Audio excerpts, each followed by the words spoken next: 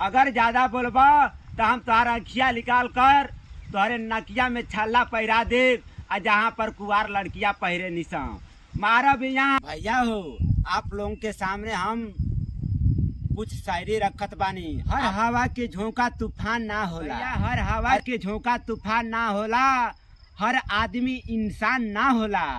पत्थर तो हर मोड़ पर मिलेला ए भैया लोग, मगर हर पत्थर भगवान ना होला, मगर हर पत्थर भगवान ना होला। बिना तरई के चांद ना होला, अरे बिना सूरज के घाम ना होला।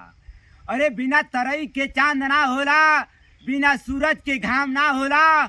प्रेमी तक कितनो पुरान हो जाला ये भैया लोग, पर प्रेम कबहू पुरान ना होला, पर प्रेम कबहू पुरान ना होला।